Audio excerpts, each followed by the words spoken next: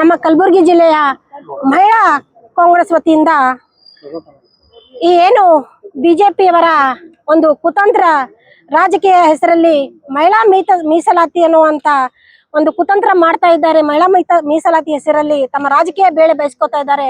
ಆ ಒಂದು ಪ್ರಕ್ರಿಯೆ ಕುರಿತು ನಾವು ಇವತ್ತ ಉಗ್ರವಾದಂತ ಪ್ರತಿಭಟನೆ ಮಾಡಿದ್ದೀವಿ. ಈ ಮಸೂದೆ ಮಹಿಳಾ ಮೀಸಲಾತಿ ಬಿಲ್ ಏನದ 2023ರಲ್ಲೇ ಇದು ಸಂಸತ್ತಿನ ಎಲ್ಲ ಸರ್ವ ಸದಸ್ಯರು ಸರ್ವರ ಒಂದು ಅನುಮೋದನೆ ಒಪ್ಪಿಗೆ ಮೇರೆಗೆ ಅನುಮೋದನೆಗೊಂಡಂತ ಇದು ಕಾಯ್ದೆ ಇತ್ತು. ಇದನ್ನ ನಮ್ಮ ಗೌರವಾನ್ವಿತ ರಾಷ್ಟ್ರಪತಿಗಳಾದ ಗೌತಮಿ ಮುರ್ಮು ಮೇಡಮ್ ಅವರು ಕೂಡ ಇದಕ್ಕೆ ಸಿಗ್ನೇಚರ್ ಮಾಡ್ಯಾರ. ಇನ್ನೇನು ನೋಟಿಫಿಕೇಶನ್ ಮಾಡಿ ಜಾರಿಗೆ ತರಬೇಕಾದಂತ ಸಂದರ್ಭದಲ್ಲಿ ಮಾನ್ಯ ನರೇಂದ್ರ ಮೋದಿ ಅವರು ಈಗ ಮತ್ತ ಇದು ಒಂದು ಆಗ್ಲೇ ಹಿಂದೆ ಆಗಿರುವಂತ ಕಾಯ್ದೆನ ಮತ್ತೊಂದ್ಸಲ ಎಷ್ಟು ಸಲ ಇವರು ಆ ಬಿಲ್ ನ ಜಾರಿಗೆ ಮಾಡಕ ಪ್ರಯತ್ನ ಮಾಡ್ತಾರೆ. ಇವರು ಆಗ ಹೋಗೈತಿದು ಹಳೇದದ. ಈಗೇನ ಅವ್ರು 2023ದಾಗ ಮಾತು ಕೊಟ್ಟಿದ್ರು ಆ ಪ್ರಕಾರ ಇದನ್ನ ಮಾಡ್ಬೇಕಾಗ್ಯದ. ಈಗ ತಮ್ಮ ರಾಜಕೀಯ ಬೇಳೆ ಬೇಯಿಸಕ್ಕೋಸ್ಕರ ಇವರು ಡಿಲಿಮಿಟೇಷನ್ ನ ಏನಾದ್ರ ಜೊತೆಗೂಡಿಸಿ ಜಾರಿಗೆ ಮಾಡ್ತಾ ಇದಾರ. ನಾವು ಅದರ ವಿರೋಧ ಮಾಡ್ತಾ ಇದ್ದೀವಿ ಹೊರತಾಗಿ ನಮ್ಮ ಕಾಂಗ್ರೆಸ್ ಪಕ್ಷ ಯಾವತ್ತಿಗೂ ಕೂಡ ಮಹಿಳಾ ವಿರೋಧಿ ನೀತಿಯನ್ನ ಮಹಿಳಾ ವಿರೋಧಿ ಧೋರಣೆಯನ್ನ ಎಂದೂ ತೋರಿಲ್ಲ. ನಮ್ಮ ದೇಶಕ್ಕೆ ಅತಿ ಹೆಚ್ಚು ಒಲಿಂಪಿಕ್ ಚಿನ್ನದ ಪದಕಗಳನ್ನ ತಂದುಕೊಂಡಂತ ನಮ್ಮ ಸಹೋದರಿಯರು ಕುಸ್ತಿಪಟುಗಳ ಮೇಲೆ ಲೈಂಗಿಕ ಶೋಷಣೆ ಬ್ರಿಜ್ ಭೂಷಣ್ ಸಿಂಗ್ ಎನ್ನುವಂತ ಒಬ್ಬ ಅವಿವೇಕಿ ಲೈಂಗಿಕ ಶೋಷಣೆ ಮಾಡಿದಾಗ ಅವರು ಕೂಡ ಆ ವಿಷಯದ ಬಗ್ಗೆನೂ ಕೂಡ ಮಾನ್ಯ ಮೋದಿಜಿ ಅವರಾಗ್ಲಿ ಅವರ ಸಂಪುಟದ ಯಾರು ಕೂಡ ತುಟಿ ಪಿಟಿಕನಲ್ಲಿ ಅದ್ರ ಬಗ್ಗೆ ಬಾಯಿ ಪಿಚ್ಚಲ್ಲ. ಅವ್ರು ಇವತ್ತೇನ್ ಹೇಳ್ತಾರ, ಕಾಂಗ್ರೆಸ್ನವರು ಮಹಿಳಾ ವಿರೋಧಿ ಧೋರಣೆನ ಮಾಡ್ತಾ ಇದಾರ ಅಂತ ಹೇಳ್ತಾರ. ನಾಚಿಕೆ ಆಗ್ಬೇಕ್ರಿ ಇವರಿಗೆಲ್ಲ.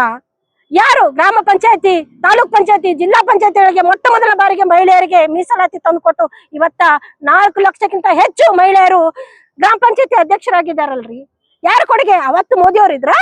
ಮತ್ತೆ ಮಾನ್ಯ ಮೋದಿ ಅವ್ರಿಗೆ ಗೊತ್ತಿತ್ತು ಅವ್ರದ್ದು 2/3 ಮೆಜಾರಿಟಿ ಸಿಗಲ್ಲ, ಈ ಬಿಲ್ ಆಗ್ಲೇ ಪಾಸ್ ಆಗ್ಯದ, ಇದಕ್ ಮತ್ತೊಂದ್ಸಲ 2/3 ಮೆಜಾರಿಟಿ ಸಿಗಲ್ಲ ಅಂತ ಗೊತ್ತಿದ್ರು ಕೂಡ ಈ ಬಿಲ್ ಬಿದ್ದು ಹೋಗ್ತದ, ಈ ಮಸೂದೆ ಬಿದ್ದು ಹೋಗ್ತದ ಅಂತ ಗೊತ್ತಿದ್ರು ಕೂಡ ಉದ್ದೇಶ ಪೂರ್ವಕ ಅವರು ಈ ಬಿಲ್ನ ಸಂಸತ್ತಿನಲ್ಲಿ ಮತ್ತೆ ಧ್ವನಿ ಪ್ರಸ್ತಾಪ ಮಾಡ್ತಾರೆ. ಮಹಿಳಾ ಮೀಸಲಾತಿ ಹೆಸರ ಮೇಲೆ ತಮ್ಮ ರಾಜಕೀಯ ಬೇಳೆ ಬೇಯಿಸ್ತಾ ಇದ್ದಾರೆ. ಅವ್ರ ಏನ್ 23ದಾಗ ಏನಂತ 2011ರ ಜನಗಣತಿ ಪ್ರಕಾರ ನಾವು ಮೀಸಲಾತಿ ಜಾರಿಗೆ ಮಾಡ್ತೀವಿ ಅಂತ ಹೇಳಿದ್ರು. ಅಷ್ಟು ಮಾಡಿದ್ರೆ ಓಕೆ ಆಯ್ತು. ಮತ್ತೆ ಈಗ ಬಂದು ಡಿಲಿಮಿಟೇಷನ್ ಯಾಕೆ ಸೇರಿಸಿದ್ರು ಇವ್ರ ಅದ್ರಾಗ? ಬಿಜೆಪಿ ಮುಖಂಡರ 2026ಕ್ಕೆ ಡಿಲಿಮಿಟೇಷನ್ ಮಾಡ್ಲೇಬೇಕಾಗಿತ್ತು, ಮಾಡ್ತಿದೀವಿ ಅಂತ ಹೇಳಿದ್ದಾರೆ. ಅರೆ ಇದು 23ರಲ್ಲಿ ಇದ್ರಾಗ ಯಾಕೆ ಹಾಕಿಲ್ಲ? ಅವರು ಹಾಕ್ಬೇಕಾಗಿತ್ತು, ನೋಟಿಫಿಕೇಶನ್ ಅಲ್ಲಿ ಮೊದಲೇ ಹೇಳ್ಬೇಕಾಗಿತ್ತು. ಈಗ ಇವ್ರದ್ದು ಇನ್ನೊಂದು ಏನ್ ಕುತಂತ್ರ ಏನ್ ಗೊತ್ತಾ? ಈಗ ನಿನ್ನೆ 26ರಲ್ಲಿ ಏನ್ ಮಾಡಿದ್ರಲ್ಲ, ನಿನ್ನೆ ಮಹಿಳಾ ಮಸೂದೆ ಏನದ ಬಿಲ್ ಫೇಲ್ ಆಯ್ತಲ್ಲ, ಆ ಬಿಲ್ಲಿನ ಅಂಗೀಕಾರ 2034ಕ್ಕೆ ಜಾರಿಗೆ ಮಾಡ್ತಾರಂತ. ಏನು 2023 ಸೆಪ್ಟೆಂಬರ್ 28ನೇ ತಾರೀಕ ಮಹಿಳಾ ಮಸೂದೆ ಏನ್ ಆಯ್ತಲ್ಲ, ಆ ಬಿಲ್ ಯಾವುದೇ ಷರತ್ತುಬದ್ಧ ಇದು ಇರ್ಲಾರ್ದೆ ತಕರಾರು ಇಲ್ಲದೆ ಅದು ಇವತ್ತೇ ಜಾರಿಗೆ ಆಗ್ಬೇಕು, ಈಗಲೇ ಜಾರಿಗೆ ಆಗ್ಬೇಕು. ಇದು ನಮ್ಮ ಹಕ್ಕೊತ್ತಾಯ. 2023 ಸೆಪ್ಟೆಂಬರ್ 28ನೇ ತಾರೀಕು ಏನ್ ಬಿಲ್ ಇವರು ಇದು ಮಾಡ್ಯಾರ ಅದು ಇಮಿಡಿಯೇಟ್ ಇಂಪ್ಲಿಮೆಂಟ್ ಮಾಡ್ಬೇಕು ಮಾನ್ಯ ಮೋದಿಜಿ ಅವರು. ಎಲ್ಲಾ ಮಹಿಳೆಯರ ವತಿಯಿಂದ ಇವತ್ತು ನಾವು ಪ್ರತ್ಯೇಕವಾಗಿ ಏನು ಮಹಿಳೆಯರಿಗೆ ಏನು ಒಂದು ಅಧಿಕಾರ ಸಿಗ್ಬೇಕು ಅಂತ ಹೇಳಿ ಇವತ್ತೇನು ನಾವು ಇಂಥ ಸುಡು ಬಿಸಿಲಲ್ಲಿ ರೋಡಿನ ಮೇಲೆ ನಿಂತು ನಾವು ಹೋರಾಟ ಮಾಡ್ತಾ ಇದ್ದೀವಿ ಅಂತಂದ್ರೆ ತಮ್ಗೆಲ್ಲ ಗೊತ್ತಿರೋ ಹಾಗೆ ನಾವು ಯಾವತ್ತೂ ಮಹಿಳಾ ವಿರೋಧಿಗಳಲ್ಲ. ಕಾಂಗ್ರೆಸ್ ಆಗ್ಲಿ ಯಾರೇ ದೇಶದಲ್ಲಿ ತಮ್ಗೆಲ್ಲ ಗೊತ್ತಿರೋ ಹಾಗೆ ಮೊಟ್ಟ ಮೊದಲನೇದಾಗಿ ಈ ಜಗತ್ತಿನಲ್ಲಿ ನಮ್ಮ ದೇಶದಲ್ಲಿ ಭಾರತ ದೇಶದಲ್ಲಿ ಇಂಟ್ರೊಡ್ಯೂಸ್ ಮಾಡಿದ್ದು ಯಾವ್ದಾದ್ರು ಪಕ್ಷ, ಮಹಿಳೆಗೆ ಇಂಟ್ರೊಡ್ಯೂಸ್ ಮಾಡಿದ ಯಾವ್ದಾದ್ರು ಪಕ್ಷ ಇದ್ರೆ ಅದು ಕಾಂಗ್ರೆಸ್ ಪಕ್ಷ ಅಂತ ಹೇಳಕ್ಕೆ ನಾನು ಹೆಮ್ಮೆ ಪಡ್ತೀನಿ. ಯಾಕಂದ್ರೆ ಶ್ರೀಮತಿ ಇಂದಿರಾ ಗಾಂಧಿ ಅವರು ಇದಕ್ಕೆ ಒಂದು ದೊಡ್ಡ ಉದಾಹರಣೆ. ತಮ್ಗೆಲ್ಲ ಗೊತ್ತಿರೋ ಹಾಗೆ ಮೊಟ್ಟ ಮೊದಲನೇ ಪ್ರಧಾನಮಂತ್ರಿ ಯಾರಿದ್ರು ದೇಶದಲ್ಲಿ? ಇಂದಿರಾ ಗಾಂಧಿ ಇದ್ರು. ಅದು ಇಂಟ್ರೊಡ್ಯೂಸ್ ಮಾಡಿದ್ದು ಯಾರು? ಕಾಂಗ್ರೆಸ್ ಪಕ್ಷ. ಮತ್ತೆ ಏನು ಈಗ ಅವಿವೇಕಿಗಳ ತರ ಈಗ ಜನ ಮಾತಾಡ್ತಾ ಇದ್ದಾರೆ, ಮಹಿಳಾ ವಿರೋಧಿ ಕಾಂಗ್ರೆಸ್ ಪಕ್ಷ, ಏನ್ ಇವ್ರ ಹಿಸ್ಟ್ರಿ ಇಲ್ಲ, ಇವರೆಲ್ಲ ಮಹಿಳೆಯರಿಗೆ ವಿರೋಧ ಮಾಡ್ತಾ ಇದ್ದಾರೆ, ಕಾಂಗ್ರೆಸ್ ನಲ್ಲಿ ಯಾರಿಗೆ ಬೆಳಿಗೂಡಿಸ್ತಾ ಇಲ್ಲ. ಏನ್ ಇವ್ರಿಗೆ ಏನ್ ಗೊತ್ತಿದೆ? ಇವ್ರಿಗೆ ಹಿಸ್ಟ್ರಿ ಗೊತ್ತಿದ್ಯಾ? ಇವರು ಇನ್ಸ್ಟಂಟ್ ಕಾಫಿ ತರ. ಇದಲ್ಲ, ಇತಿಹಾಸ ಪುಟ ತೆಗೆದು ನೋಡ್ರಿ ಏನ್ ಮಾಡ್ತಾ ಇದಾರೆ ಅಂತಂದ್ರೆ ನಮ್ಮ ಕರ್ನಾಟಕ ಜನತೆಗೆ ಮಿಸ್ಗೈಡ್ ಮಾಡ್ತಾರೆ ಬಿಜೆಪಿ ಅವರು. ಅವ್ರಿಗೆ ಏನ್ ಕೆಲಸ ಇಲ್ಲ. ಇವತ್ತು ಕಾಂಗ್ರೆಸ್ಗೆ ಒಂದು ಇತಿಹಾಸ ಇದೆ, ಆ ಇತಿಹಾಸವನ್ನು ನೀವು ಸುಳ್ಳು ಮಾಡಕ್ ಹೊರಟಿದ್ದೀರಾ. ಇವತ್ತು ಕಾಂಗ್ರೆಸ್ಗೆ ಮುಖಭಂಗ ಮಾಡಿದೀವಿ ಅಂತ ಹೇಳ್ತಾ ಇದ್ದಾರೆ ಸ್ಪೋಕ್ ಪರ್ಸನ್. ಎಲ್ಲಿ ಮಾಡಿದೀರಾ ನೀವು? ಇವತ್ತು ಕರ್ನಾಟಕದಲ್ಲಿ ಕಾಂಗ್ರೆಸ್ ಬಂದು ಬಿಜೆಪಿಯನ್ನ ಕಿತ್ತು ಒಕ್ಕಟ್ಟಿದ್ದು ಈ ಜನಪ್ರತಿನಿಧಿಗಳು. ಅವರೇ ಇವರಿಗೆ ಕೊಟ್ಟಂತ ದೊಡ್ಡ ಬಹುಮಾನ.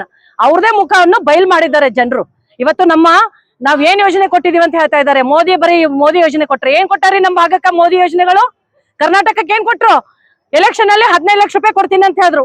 ಎಲ್ರಿಗೂ ಅಕೌಂಟ್ ತೆಗೀರಿ ಅಂತ ಹೇಳಿದ್ರು. ಎಷ್ಟೋ ಜನ ಕಂಗಾಲಾಗಿ ಇದ್ದಿದ್ದು ಒಂದ್ 500 ರೂಪಾಯಿ ಒಯ್ದು ಅಕೌಂಟ್ ಅಲ್ಲಿ ಹಾಕಿದ್ರು ಮಹಿಳೆಯರು. ಇವತ್ತು 15 ಲಕ್ಷ ರೂಪಾಯಿ ನಮಗ್ ಬಂತ. ಇವತ್ತು ಏನ್ ಮಾಡಿದ್ರು? ಡಿಮಾನಿಟೈಸೇಷನ್ ಮಾಡಿದ್ರು. ದುಡ್ಡನ್ನ ಏನು 500 ನೋಟ 1000 ನೋಟ ಎಲ್ಲಿ ಬಚ್ಚಿಟ್ಟಿದ್ವಿ ನಾವು ಹೆಣ್ಮಕ್ಳು, ಒಂದು ಅಡಕಲ್ದಲ್ಲಿ, ಒಂದು ಸಕ್ಕರೆ ಡಬ್ಬಿಯಲ್ಲಿ, ಚಾಪತ್ತಿ ಡಬ್ಬಿಯಲ್ಲಿ ಅಂತ ದುಡ್ಡನ್ನು ತಂದು ನಾವು ಬ್ಯಾಂಕ್ನಾಗ ನಿಂತು ಜಮಾ ಮಾಡಿ ಬಂದ್ವಿ. ಇವತ್ತು ನಮ್ಮ ಯೋಜನೆಗಳು ಏನಂತಂದ್ರೆ ಅವ್ರ ಸಂಕಲ್ಪ ಅಂತೆ, ಕಾಂಗ್ರೆಸ್ ಕಿತ್ತೋಗೋದು ಸಂಕಲ್ಪ ಅಂತೆ. ಇವತ್ ನಾನು ಹೇಳ್ತೀನಿ, ನಾವು ಕೂಡ ನಮ್ಮ ಸರ್ಕಾರದ ನಮ್ಮ ದೊಡ್ಡ ನಾಯಕರು ಎಲ್ಲರೂ ಸೇರಿ ಒಂದು ಸಂಕಲ್ಪ ಮಾಡಿದ್ರು, ಅನ್ನ ಭಾಗ್ಯ ಯೋಜನೆ. ಅದನ್ನ ನಾವು ಹೇಳಿದ್ದ ಕೂಡಲೇನೆ ನಾವು ಜಾರಿಗೆ ತಂದಿದ್ದೀವಿ. ಇವತ್ ಯಾರು ಕೂಡ ಬಡವರು ಉಪವಾಸ ಮಲ್ಕೋತಾ ಇಲ್ಲ. ಇವತ್ತು ಎಲ್ಲಾ ಒಂದು ಜಾತಿ ಸಮುದಾಯ, ಯಾವ ಒಂದು ಧರ್ಮ ಹಾಗೂ ಯಾವ ಪಕ್ಷ ಭೇದ ಮರೆತು ಇವತ್ತು ಎಲ್ಲರೂ ಜನರು ಯುಟಿಲೈಸ್ ಮಾಡ್ಕೋತಾ ಇದ್ದಾರೆ. ಇವತ್ತು ನಾವೇನು 2,000 ರೂಪಾಯಿ ಕೊಡ್ತೀವಿ ಅಂತ ಹೇಳಿದ್ವಿ. ಗ್ಯಾರಂಟಿ ಯೋಜನೆಯಲ್ಲಿ ನಾವು 2,000 ರೂಪಾಯಿ ಕೊಡ್ತಾ ಇದ್ದೀವಿ. ಜನರು ತಗೋತಾ ಇದ್ದಾರೆ, ಜನರು ಖುಷಿ ಇದ್ದಾರೆ. ಇವತ್ತು ಮುಂದೆ ಬರುವಂತ ದಿನಗಳು ಕೂಡ ಒಳ್ಳೆ ದಿನಗಳು ಬರುತ್ತೆ. ಮೋದಿ ಹೇಳಿದಾರೆ, ಅಚ್ಚೆ ದಿನ ಆಯಂಗೆ, ಕಭಿ ಭಿ ನಹೀ ಆಯಾ ಭಾಯಿ ಆಪ್ಕಾ ಅಚ್ಚೆ ದಿನ್. ಕहाँ है आपके अच्छे दिन? हमको क्या मिला आपसे? कल्याण कर्नाटक भाग को क्या मिला हमको? कुछ भी नहीं. आपका क्या है? ನಿಮ್ದು ಏನಾದ್ರೂ ಕೊಡುಗೆ ಇದೆಯಾ? ಇವತ್ತು ಎಲ್ಲಿ ಹೋಗ್ರಿ, ಇವತ್ತು ಯಾರ ಕೊಡುಗೆ ಇದೆ ಅಂತ ಹೇಳಿ ಇಡೀ ಕರ್ನಾಟಕಕ್ಕೆ ಗೊತ್ತಿದೆ. ಇದನ್ನ ಇಲ್ಲಿಗೆ ನಿಲ್ಸ್ಬೇಕು, ಸುಳ್ಳು ಮಾತಾಡಿ ಮಿಸ್ಗೈಡ್ ಮಾಡೋದು. ಇಲ್ಲ ಅಂದ್ರೆ ನಾವು ಹೀಗೆ ಹೋರಾಟ ಮಾಡ್ತಾ ನಮ್ಮ ಮಹಿಳಾ ಮೀಸಲಾತಿ ಸಿಗೋವರೆಗೂ ನಾವು ಹೋರಾಟ ಮಾಡ್ತೀವಿ ಅಂತ ಹೇಳಕ್ ಇಚ್ಛಪಡ್ತೀನಿ.